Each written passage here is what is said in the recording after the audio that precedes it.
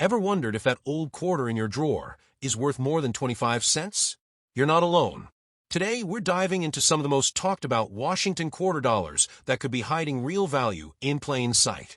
From coins minted in the silver-stripped era to those with surprising errors and collector demand, we'll explore what makes the 1965, 1967, 1970, 1980, and 1990 quarters stand out. Whether you're a collector, a coin hunter, or just curious, this video will show you the hidden stories and unexpected worth behind these common-looking coins. First up, the 1967 Washington quarter dollar. At first glance, it looks just like any other quarter you've probably spent on snacks or slid into a vending machine. But don't let its simple appearance fool you. This coin has a pretty interesting backstory, especially when it comes to its place in U.S. coinage history. Let's rewind a bit. The year was 1967, and the U.S. Mint was still trying to catch up after a crazy coin shortage that happened just a couple of years earlier. People were hoarding silver coins like crazy, especially quarters and dimes, because the price of silver was going up. So, in 1965, the Mint made a bold move. They stopped putting silver in quarters and dimes completely. That meant by 1967, Washington quarters were made of a copper-nickel clad instead of the traditional 90% silver. So, if you're holding a 1967 quarter, just know, it's not silver. A lot of folks get this confused and assume older equals silver. Nope, not in this case. It's actually a copper-nickel sandwich, pure copper core, inside with layers of nickel on the outside. This gives it that shiny look without the high value in metal. But here's where things get a little more fun. Even without silver, some 1967 quarters can still be valuable. Why? Because of errors, condition, and collectability. Now, let's talk mint marks, or more accurately, the lack of them. In 1967, the U.S. Mint made a decision to remove mint marks from coins. Why? To discourage coin hoarding. They didn't want people saving coins based on where they were made. So every 1967 Washington quarter has no mint mark, whether it was made in Philadelphia, Denver, or San Francisco. Next, we have to talk mintage. The U.S. Mint was churning out coins at high speed during this period. In fact, they made more than 1.5 billion Washington quarters in 1967. That's a massive number. It means that regular circulation versions of this coin are super common. Most of them are worth only face value today, just 25 cents, especially if they're worn out or beat up. But don't walk away just yet. Some 1967 quarters can be worth real money. Let's dig into the value side of things. First, uncirculated coins or coins in mint state condition, usually graded MS-60 or higher, can be worth $5 to $25 depending on their grade. If your coin is shiny, free from scratches, and still has that fresh from the mint look, it could fetch more than just pocket change. The real money, though, is in the high-grade coins like MS-67 or MS-68. These are rare. Very rare. We're talking values of $200 to $700 plus for a truly top-condition 1967 Washington quarter. One of the highest auction prices for this coin was a whopping $2,585 for a 1967 quarter graded MS-68 by PCGS, Professional Coin Grading Service. That's serious cash for a coin that could have easily been spent on a coffee. Now let's get into the fun stuff, errors. Error coins are where things get really interesting. In 1967, the Mint was producing coins fast, and sometimes mistakes slipped through. And that's where collectors go crazy. Here are a few types of errors you might find on a 1967 quarter. 1. Off-center strikes. If the design is not centered and part of it is missing, that's an off-center strike. The more off-center, but still showing the date, the higher the value. These can be worth anywhere from $50 to over $200 depending on the degree of the error.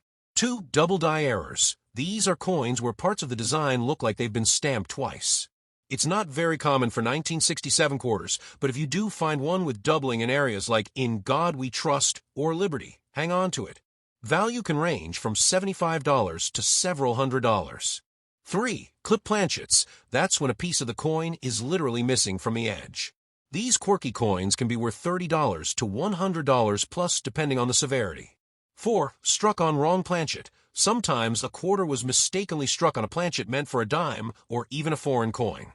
These rare mix-ups can be worth hundreds or even over $1,000 to the right collector. But here's a little pro tip. If you think you have an error coin, don't try to clean it and don't toss it into your piggy bank. Get it checked out by a professional grader like PCGS or NGC. Cleaning it can destroy its value, and grading helps legitimize it if you plan to sell. Now, let's answer a popular question. Can you still find valuable 1967 quarters in circulation? Yes, but it's rare. Most of the higher value ones are in mint state or have error features. If you come across a regular, circulated 1967 quarter, it's still a cool piece of history, but it likely won't buy you more than 25 cents worth of anything. Still, coin roll hunting and checking pocket change can absolutely pay off if you're patient and have a good eye. Some folks build whole collections just by going through bank rolls or coin jars. So, what's the final verdict on the 1967 Washington quarter? Well, it may not be silver, and it may not be super rare, but it holds a solid place in numismatic history.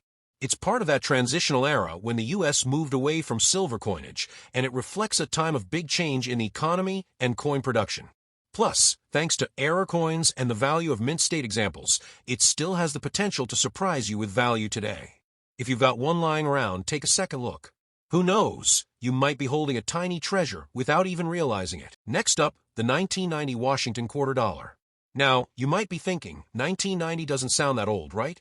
It's not like one of those shiny silver coins from the 1940s or 50s. But hang tight, because this quarter might surprise you. Just because it isn't ancient doesn't mean it isn't valuable or collectible. The 1990 quarter has its own interesting story, especially if you know what details to look for. Let's start with the basics. The 1990 Washington quarter is made from a copper-nickel-clad composition, that same sandwich look with copper on the inside and nickel coating the outside. Silver was long gone by this point. The coin weighs about 5.67 grams, has a reeded edge, and features the classic George Washington portrait on the obverse, designed by John Flanagan. Now, when it comes to mint marks, 1990 quarters can have three varieties. No mint mark, Philadelphia Mint. D mint mark, Denver Mint. S mint mark, San Francisco Mint, only for proof coins. The Philadelphia Mint produced around 613 million quarters in 1990. That's a big number. The Denver Mint made around 927 million, and the San Francisco Mint produced about 3.2 million proof coins. So, as you can guess, the most common ones you'll find are from Philly and Denver. So, what's the value of a regular 1990 quarter? Well, if it's just a circulated coin with wear and tear, it's generally worth face value, 25 cents. That's the story for most modern quarters. But if the coin is uncirculated, mint state, or has a rare error, things get a lot more interesting. Let's talk grading and condition. The value of your 1990 quarter really depends on its grade. If it's shiny, clean, and has sharp details, meaning it's been well preserved, then you're looking at a coin that could be worth more than just spare change. Coins graded MS65 or higher, mint state 65 and up, can sell for $5 to $25. Not a fortune, but still a nice upgrade from a quarter. Now here's the kicker. Super high-grade coins, especially those graded MS67 or MS68, are rare and valuable. A 1990 D quarter graded MS68 by PCGS once sold for over $1,300 at auction. That's a huge return on something that most people don't even look at twice. Now, let's shift into what gets coin collectors really excited, errors and varieties. Believe it or not, the 1990 Washington quarter has had its share of production quirks, and some of these errors are worth a decent amount. Here are a few types of 1990 quarter errors to keep an eye out for. 1. Double die errors, DDR/DDO. These are coins where parts of the design appear doubled due to a misalignment during the die-making process. If you look closely at areas like the word Liberty, In God We Trust, or even the date, and see a shadow or doubling, congrats. You might have a double die error. These can be worth $50 to $150 or more depending on severity and condition. 2. Off-center strikes. These coins were struck slightly or majorly off the center, causing part of the design to be missing or shifted. Minor off-center coins can be worth $20 to $50, while those with 50% or more of the design missing and the date still visible can sell for $100 or more. 3. Clipped planchets. This is when part of the coin was cut off during production. It looks like a bite was taken out of the coin. These are rare but can fetch $30 to $75 depending on how clean the clip is. 4. Struck through grease or debris. Sometimes the coin's design is weak or missing parts because debris or grease got between the die and the planchet. These can be worth $10 to $100 plus, depending on the severity and uniqueness. 5. Wrong planchet errors. This one's super rare.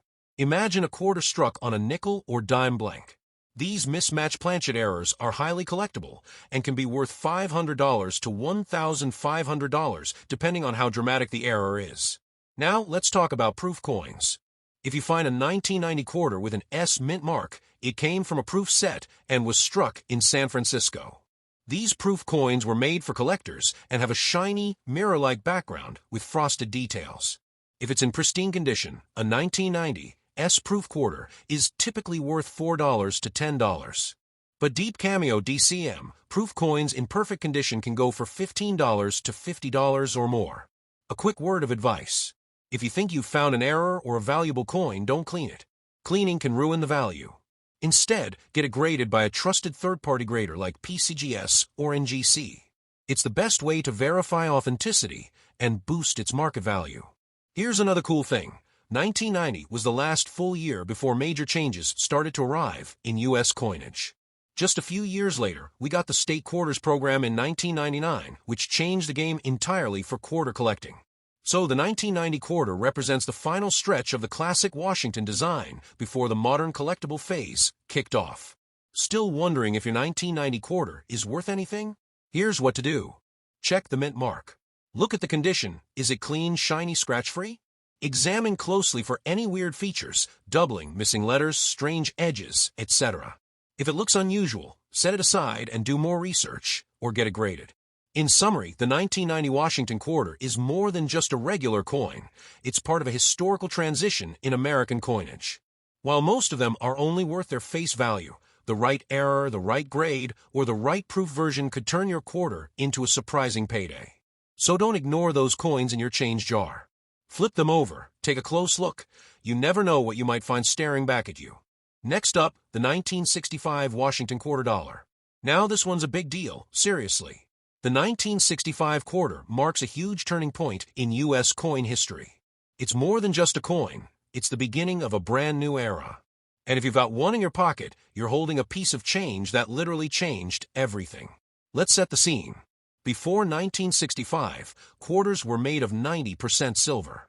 That shiny stuff you see in pre-1965 coins? Real silver. But by the early 60s, people started to notice something. They could melt those coins down and sell the silver for more than 25 cents. Pretty soon, there was a huge coin shortage. People weren't spending silver coins, they were hoarding them. So what did the government do? They made a major move. In 1965, the U.S. Mint officially removed silver from quarters. Yep, that's right. The 1965 Washington quarter became the first clad coin, made of a copper core with layers of nickel on the outside. It still looked kind of silver, but in reality, the days of silver quarters were over.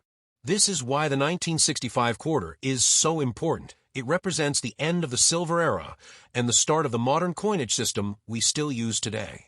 So now, let's break down the details of the 1965 quarter. Composition. It's a copper nickel clad, not silver.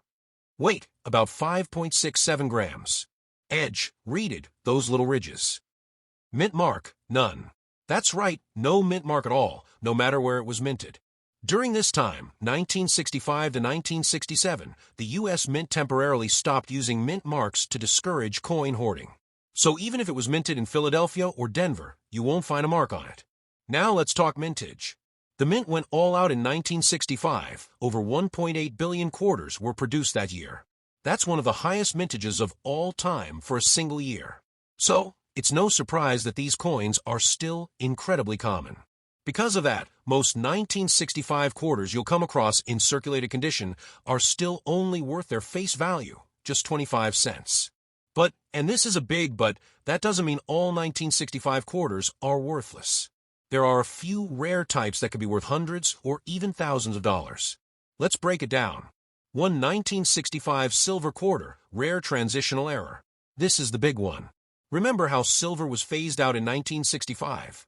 Well, a few quarters were accidentally struck on 1964 silver planchets.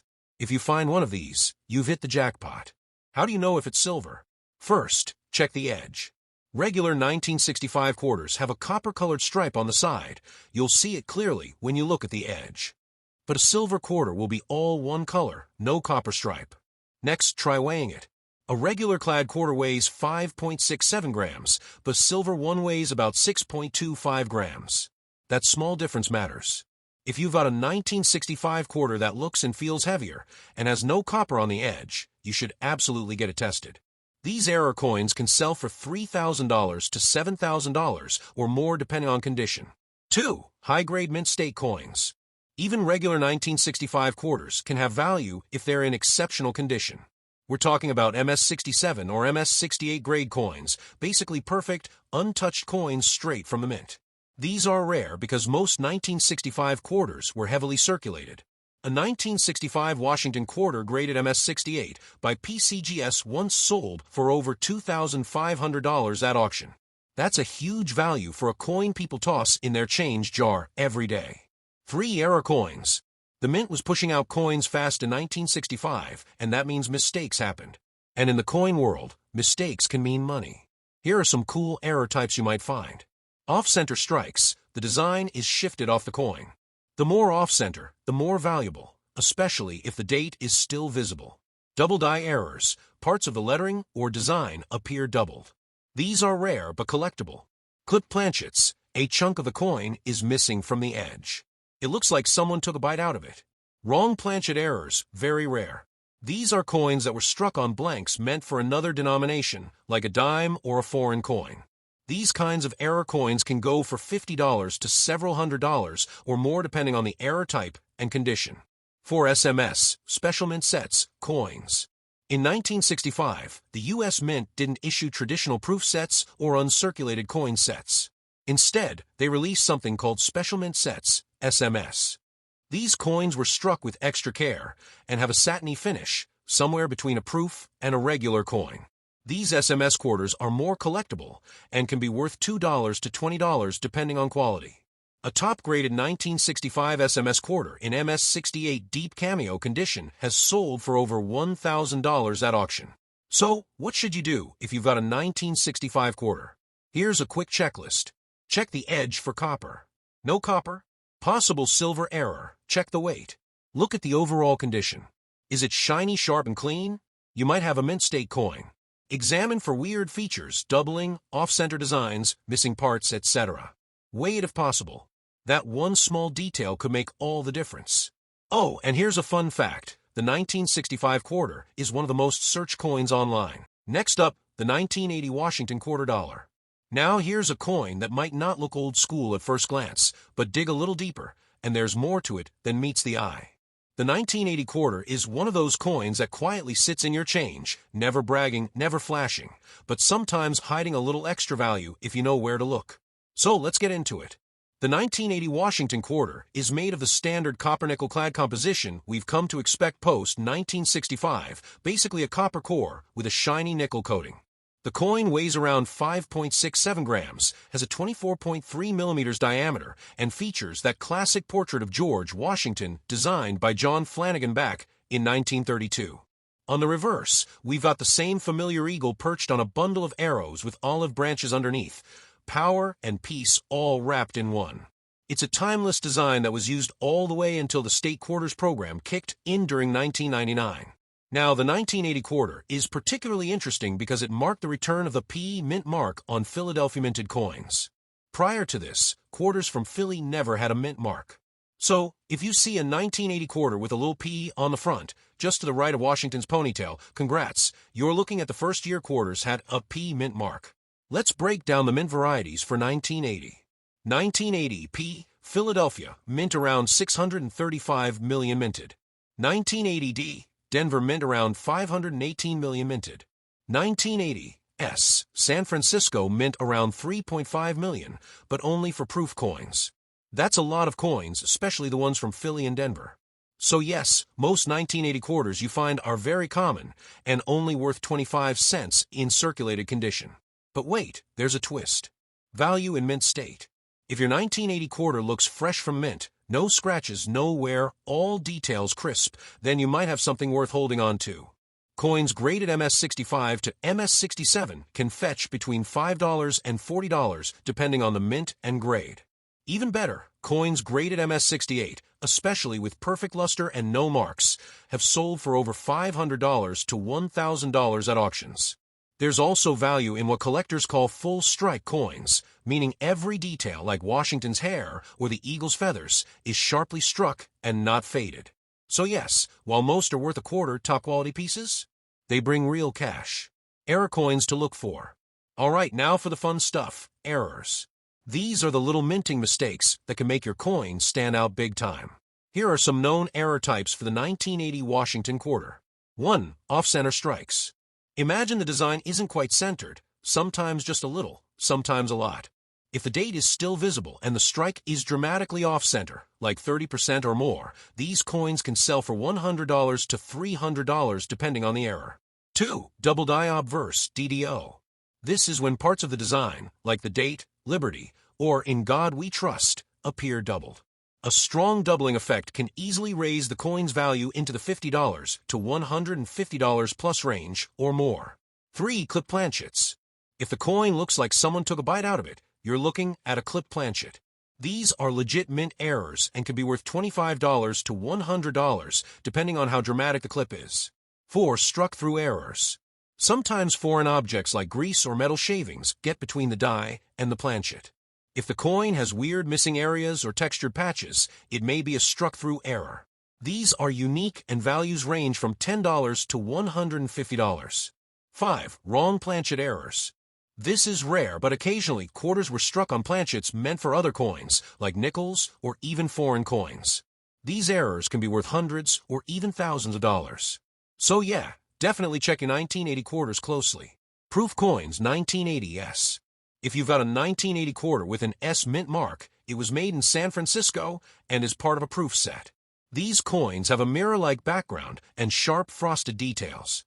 In general, a 1980 S-proof quarter is worth $1 to $3, but if it's grade high, like PR69 or PR70 Deep Cameo, the value jumps to $15 to $50 plus. How to tell if yours is worth more. Let's say you have a 1980 quarter in your collection or change pile. How do you know if it's special? 1. Check the mint mark. P, D, or S. Each has different values depending on grade. 2. Look at the condition. Is it shiny and free from scratches? Sharp details? Might be worth grading. 3. Examine for errors. Use a magnifying glass. Look for doubling, off-centers, weird cuts, or anything unusual. 4. Weigh it. A regular 1980 quarter should weigh about 5.67 grams. If it weighs a lot more or less, it might be an error coin struck on the wrong planchet. 5. Get it graded. If it looks perfect or has a known error, send it to PCGS or NGC. Grading adds authenticity and can increase the resale value. Historical and collecting significance. The 1980 quarter doesn't have silver, and it's not super rare in most cases. But it still holds a unique place in coin history. It's the first P mint mark quarter, which makes it a cool piece for collectors who love key transition years. It also came just before major shifts in U.S. coin design and commemorative series that began in the late 80s and early 90s. So, while the 1980 Washington quarter isn't going to fund your retirement, it's definitely a coin worth a second look. Whether it's an error, a proof, or a near-perfect mint state beauty, it's got potential beyond pocket change. Next up, the 1970 Washington quarter dollar. Alright, so let's talk about a coin that might seem totally normal at first, but might just have a few surprises hidden beneath that classic George Washington face. The 1970 Washington quarter isn't made of silver, doesn't have flashy colors, and doesn't come with fireworks, but if you know what to look for, this little coin can still pack some punch. Let's start with the basics. The 1970 quarter was made just like the others after 1965, no silver, just a copper-nickel-clad coin. It has that same copper core and a shiny nickel coat, giving it that silver-like look. It weighs about 5.67 grams, has a reeded edge, and measures 24.3 millimeters across. Pretty standard, right? But here's where things get more interesting. By 1970, the U.S. Mint had fully settled into the clad coinage era, and silver coins were a thing of the past, at least for general circulation. But there's one version of this coin that has a twist, and we'll get to that in a minute. Mint mark madness. In 1970, Washington quarters were produced at two major U.S. mints. 1970D, Denver about 417.5 million minted. 1970S, San Francisco only used for proof coins, about 2.6 million made. There's no Philadelphia P marked coin for this year. If you find a 1970 quarter without a mint mark, it probably wasn't from Philly. It's likely just a circulation coin from a different year. Now, the Denver coins, marked D on the front, right of Washington's ponytail, are the ones most people come across in everyday change. They're super common, and usually worth just 25 cents in circulated condition. But if you've got a 1970 S quarter, then you're holding something more special. These were never meant for circulation. They were only sold as part of special proof sets. So what's it worth? Most 1970 quarters are only worth face value. That's the honest truth. You'll find tons of these coins in junk drawers, piggy banks, and car cup holders. But if your coin is in mint condition or has a unique error, that's when things get exciting. Let's break it down. 1. 1970 S-proof Washington quarter. These coins have a gorgeous mirror-like background with frosted design details. If you've ever held one, you know the difference instantly. They weren't made for spending, they were made for collecting. In average condition, they're worth $1 to $3. But if you've got a perfect PR69 or PR70 deep cameo version, you might be looking at $15 to $60, or even more depending on the grading company and market trends. 2. 1970 D high-grade business strike. If you've got a 1970 D quarter in MS65 condition or higher, it could be worth $10 to $50, depending on quality and market interest. The best coins, think MS67 or MS68, have sold at auctions for over $200. But again, this is only if the coin is uncirculated and in near-perfect shape, sharp details, no scratches, full luster. If it's been in someone's pocket for 40 years, it's probably just a regular quarter. 3. Error coins, where things get crazy. Now here's where we level up. Some 1,970 quarters have errors or varieties that make them seriously valuable. A 1970 S-proof quarter on a 1940 1 Canadian quarter planchet. This is one of the most famous error coins out there. Only a few are known to exist. These were accidentally struck on 1941 silver Canadian quarter blanks, and they're considered a minting mystery. If you find one of these, congratulations, you're looking at a coin worth $30,000 to $40,000 or more. Yeah, that's no joke. It made headlines when one was sold at auction for nearly $35,000. The easiest way to spot it. The coin will weigh less than a regular quarter, around 5.2 grams, and the reading on the edge will be slightly different. B. Double die errors. Though rare in 1970 quarters, double die errors can appear on the date, Liberty, or In God We Trust. These errors occur when the die shifts during the striking process, resulting in a doubled image. These can range from $50 to $200 plus based on severity and condition. See off-center strikes. If your quarter looks off, where part of the design is missing or shifted toward one side, you may have an off-center error. Depending on how off it is and whether the date is visible, these can sell for $25 to $150 plus. D-clip planchets. These coins appear like a bite has been taken out of them. If the clip is obvious and clean, especially near the date, you might get $30 to $100 depending on market demand. How to check for value. If you're sorting through 1970 quarters and wondering what to do next, here's a quick guide. Check the mint mark. D is normal. S means it's a proof. Look at the edges. If there's no copper strip and the coin feels heavier, it might be silver or an error. Inspect for errors, doubling, off-center, unusual shapes. These raise value. Evaluate condition. The shinier and more flawless, the better. Weigh it. A normal clad quarter weighs 5.67 g. Anything else could be a wrong planchet. If anything feels off, get it looked at by a professional, or send it to PCGS or NGC for grading. If it's the real deal, you'll have the paperwork to back it up when it comes time to sell. So, what's the takeaway on the 1970 Washington quarter? On the surface, it's just another coin. But if you take a closer look, or get lucky with a mint error, you might just have a valuable piece of U.S. coin history in your hands. From the historic firsts in the 60s to the wild planchet mistakes of the 70s, every Washington quarter tells a story. The 1970 version might not be flashy, but it's still got mystery, history, and potential money behind it, if you know where to look.